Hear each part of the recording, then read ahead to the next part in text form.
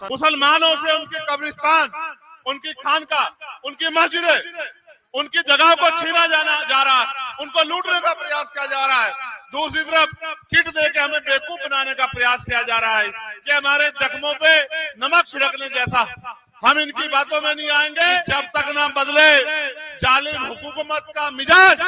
एहतजाज, एहतजाज और एहतजाज, ये एहतजाज हमारा जारी रहेगा और हुकूमत कान खोल के सुने। हम कमजोर नहीं हैं, संविधान के जरिए अपनी लड़ाई लड़ेंगे। मैं ऐलान करके कहता हूं, हर जगह पे आपके साथ खड़े हैं और जब तक सरकार झुक नहीं जाती, जब तक वो अपनी इस गलत सोच को वापस नहीं लेती, आपके साथ खड़े रहेंगे। मुस्लिम पर्सनल लॉ बोर्ड और इमारत सरिया और अन्य संगठनों के द्वारा वक्फ अमेंडमेंट बिल को अपोज करने के लिए, रिजेक्ट करने के लिए जो धरना प्रदर्शन किया जा रहा है, मैं इसमें सहयोग करने के लिए और अपना समर्थन देने के लिए यहाँ पहुंचा। प्यारे साथियों, इस मंच पर बहुत ही जिम्मेदार शख्सियत, मैं इस तरह से सरकार की इस कार्रवाई को समझ पाया हूं कि अगर किसी को कमजोर करना हो, किसी को बर्बाद करना हो, किसी को नुकसान पहुंचाना हो, तो लाठी से मारने की जरूरत नहीं। उसकी आर्थिक ताकत को कमजोर कर दो, उसकी ताकत को इतना कमजोर कर दो कि वो घुटनों पे आ जाए। सरकार ने सोची समझी नीयत से किया है।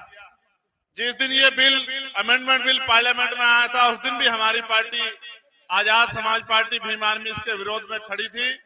और जब जब जेपीसी के मेंबर कहीं भी गए कमेटी के, चाहे बिहार आए हो, झारखंड आए गए हो, हमारी पार्टी के लोगों ने मेमोरेंडम देके अपना विरोध दर्ज कराया था। और अब जब सार्वजनिक रूप से चर्चाएं होने लगी हैं, तो हम सार्वजनिक रूप से भी मंच से ऐलाना इस बात का ऐलान करते हैं कि हम इसका विरोध करते हैं। उसका एक कारण भी, हम संविधान को मानने वाले लोग, और संविधान ने हर धर्म को धार्मिक आजादी दी है। आर्टिकल 24, 25, 26, आर्टिकल 14, 15, 16, 17, 18, 19 वो लोगों को प्रोटेक्ट करता है, ताकत देता है, उनको अवसर देता है विरोध करने का, आगे बढ़ने का, तरक्की करने का, अपने अधिकारों का संरक्षण करने का। लेकिन इस सरकार की नीयत ठीक नहीं है।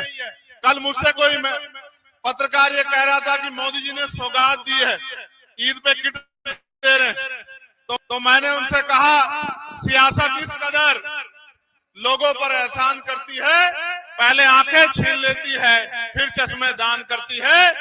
एक तरफ वक्फ के इस अमेंडमेंट को लाके मुसलमानों से उनके कब्रिस्तान, उनकी खानका, उनकी मस्जिदें, उनकी जगह को छीना जा रहा है, उनको लूटने का प्रयास किया जा रहा है। दूसरी तरफ किट देके हमें बेवकूफ बनाने का प्रयास किया जा रहा है कि हमारे जख्मों पे नमक छिड़कने जैसा। हम इनकी बातों में नहीं आएंगे।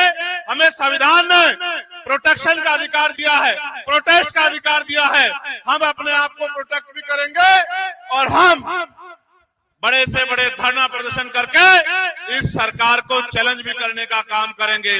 और मैं बहुत जिम्मेदारी से कह रहा हूं, बहुत जिम्मेदारी से कह रहा हूं, एक बार जीवन मिलता है, बार बार नहीं मिलता। जीवन इसलिए याद रखा जाता है कि आपने क्या किया।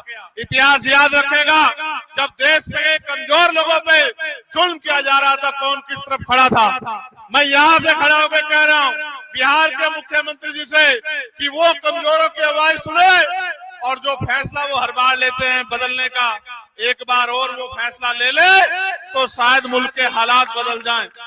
मेरे आज भी याद है, लोकसभा चुनाव से पहले मैं यहाँ आया था, मैंने उनसे आग्रह किया था